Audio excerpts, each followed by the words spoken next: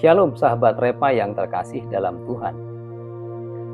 Orientasi teologi kemakmuran dan eskatologi gereja masa kini sering menggambarkan tanah perjanjian sebagai simbol surga, tempat berkat, tempat damai, dan tempat tanpa pergumulan.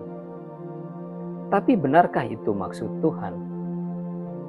Kita hidup di zaman di mana banyak orang Kristen mengukur kedewasaan rohani dari seberapa diberkatinya mereka.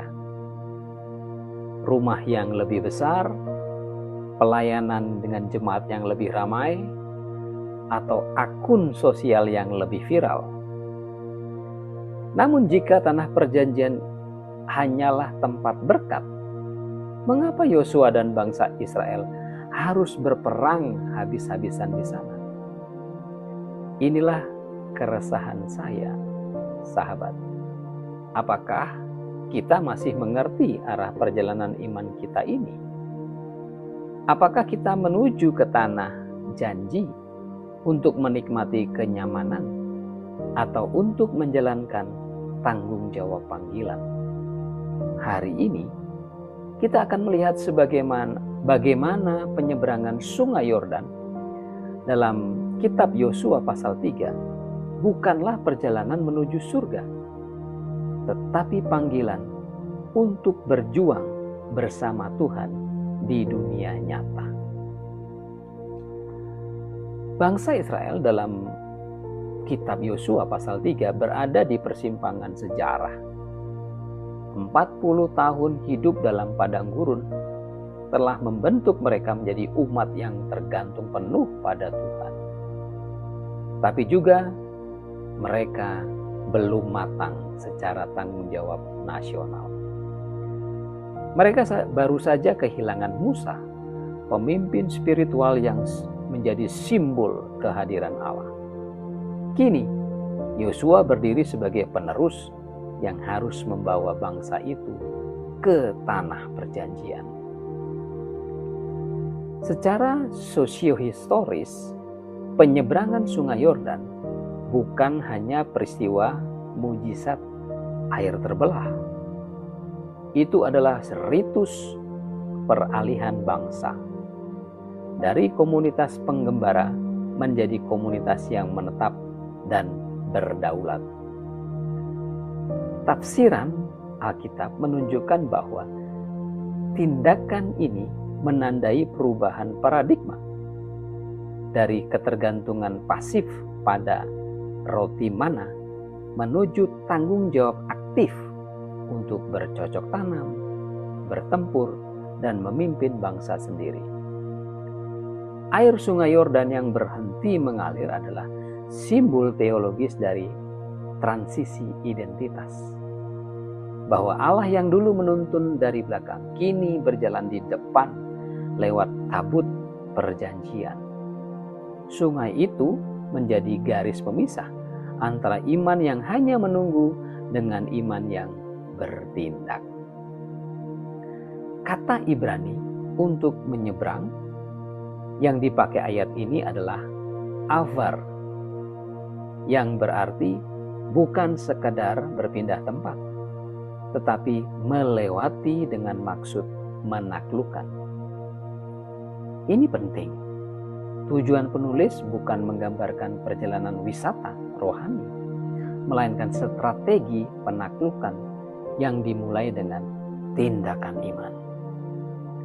Tabut perjanjian yang didukung para imam berjalan lebih dahulu ke dalam sungai, menunjukkan bahwa Tuhan memimpin peperangan rohani dan sosial Israel.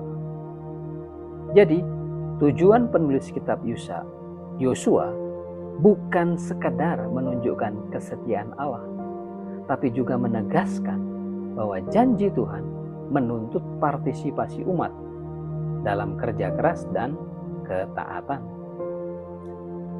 Air berhenti di kota Adam, ayat 16, menggambarkan bahwa tindakan Allah berdampak melampaui titik waktu dan ruang yang kelihatan. Tuhan sedang menata sejarah bukan sekedar membuat pertunjukan mujizat. Sahabat, mari kita renungkan 3 ajaran besar dari bagian kitab Yosua pasal 3 ini. Yang pertama, janji Tuhan tidak menghapus perjuangan. Tanah perjanjian bukan tempat istirahat, tapi ladang panggilan.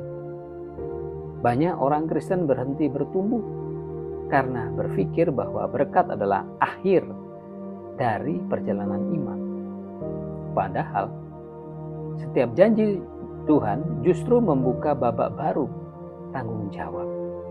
Tuhan tidak menjanjikan tanah tanpa musuh, tapi Tuhan hadir bersama kita di tengah pertempuran.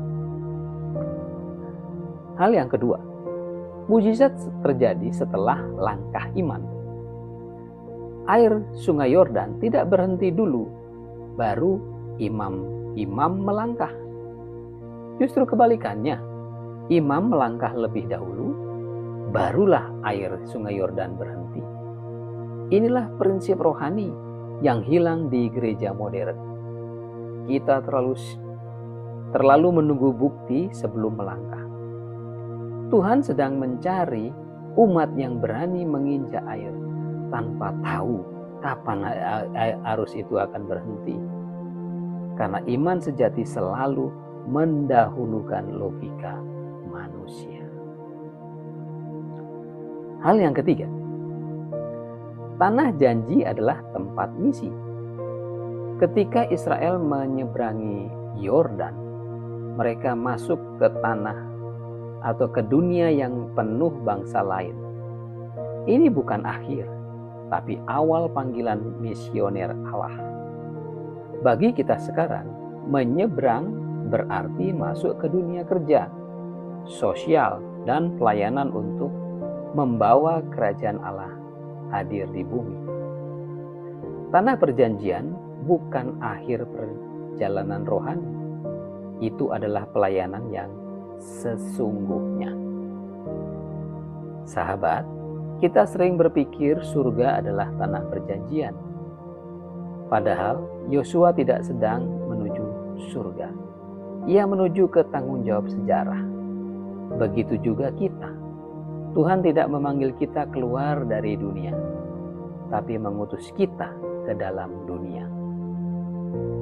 Tanah perjanjian bukan tempat manis, tapi tempat berdiri tegak. Bukan tempat panen tanpa kerja, tapi tempat kerja dengan janji panen. Tuhan tidak mau kita hanya jadi penonton mujizat, tapi pembawa tabut di tengah arus dunia yang deras. Jadi, jangan kejar tanah tanpa siap berperang di dalamnya. Jangan minta berkat tanpa mau mengelola keuangan. Jawabannya, karena iman bukan tiket ke surga. Iman adalah izin untuk bekerja sama dengan Allah, menegakkan kerajaannya di bumi. Mari kita berdoa. Tuhan Yesus, hari ini kami sadar bahwa tanah perjanjian bukanlah akhir dari perjalanan kami.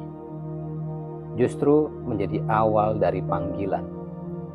Ajari kami untuk tidak lari dari arus Sungai Yordan zaman ini.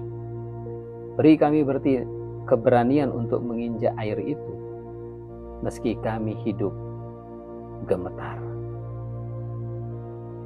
Kami mau menjadi imam-imam yang membawa tabut-Mu, bukan penonton mujizat-Mu. Tolong kami agar tidak hanya mencari berkat, tapi menjadi alat berkat di tanah yang Kau percayakan. Kuatkan iman kami untuk melangkah, bukan menunggu. Dan biarlah setiap langkah kami menegakkan kerajaan-Mu. Di rumah kami, di tempat kerja kami, dan di dunia kami. Dalam nama Tuhan Yesus Kristus kami berdoa. Amin.